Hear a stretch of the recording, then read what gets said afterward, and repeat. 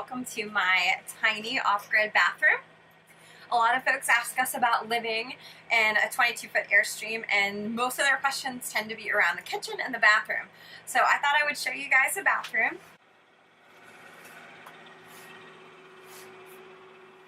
So first you can see that our little bathroom is equipped with a shower.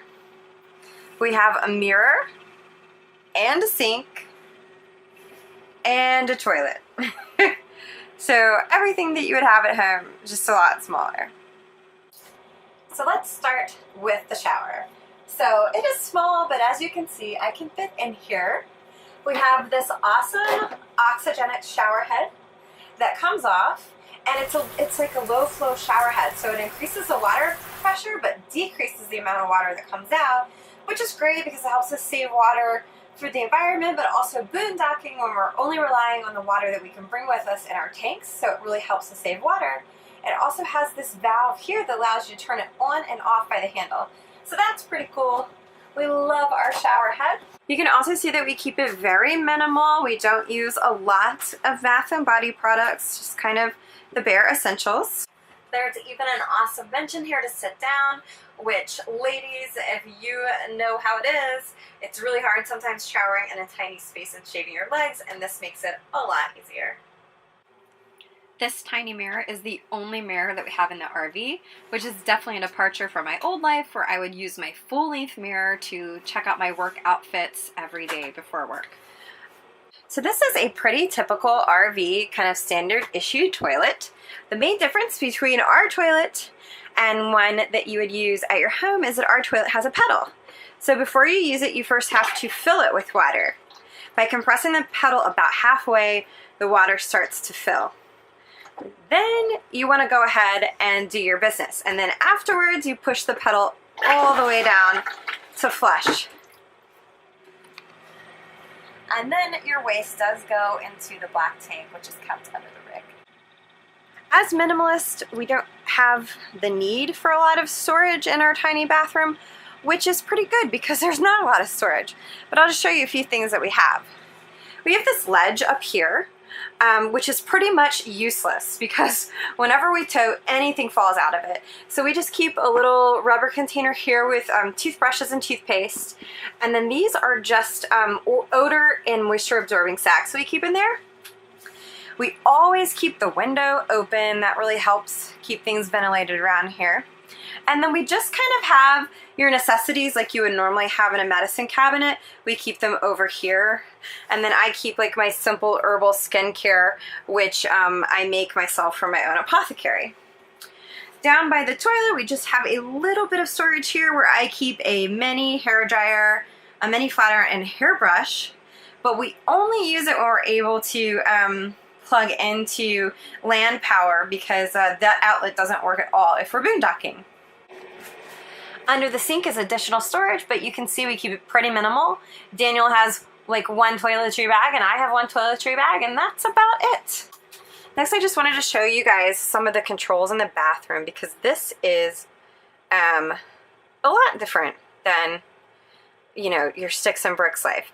So first we have our ceiling light. The next is actually turn on the water heater.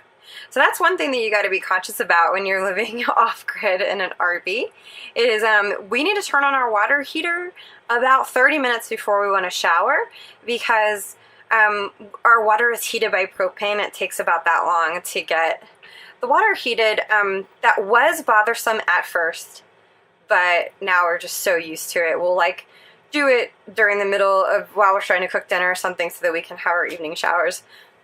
Easy peasy.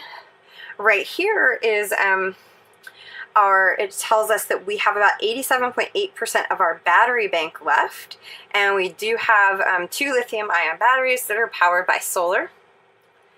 And then here is really fun. So this is a water pump.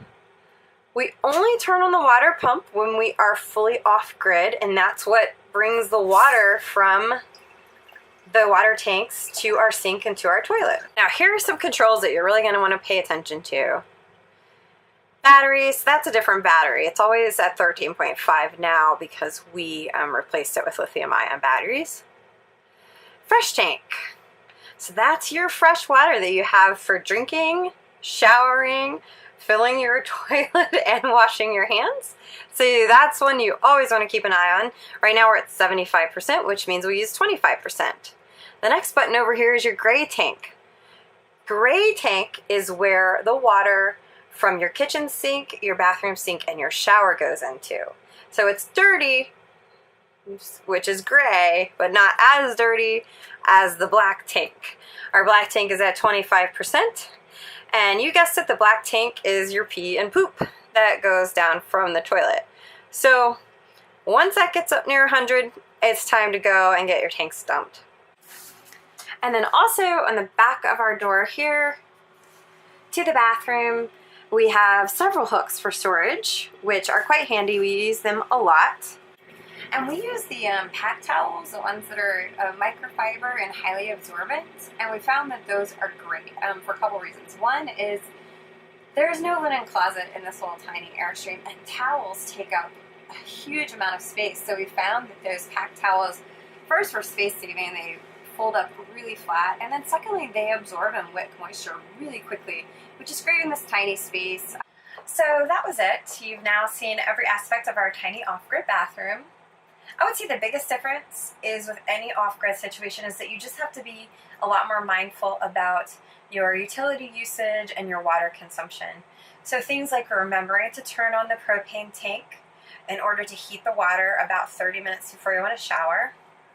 And then just conserving water. We have the low flow shower head, but we also use the shut-off switch.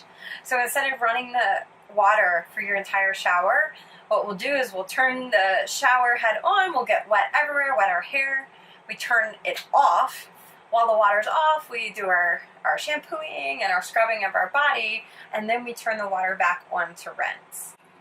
I must say it was one of the things that I had questions about, to say the least, and was maybe a little bit concerned about, but I have found that I haven't had to make any compromises whatsoever with my hygiene routine, so hey, it's great. The other really great perk of having a tiny living space is that when you have to clean the bathroom, which is one of my least favorite chores, it really doesn't take too long.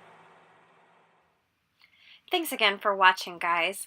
Please do subscribe and be sure to follow us on Instagram at HeyBabeWatchThis so you can see our most up-to-date content.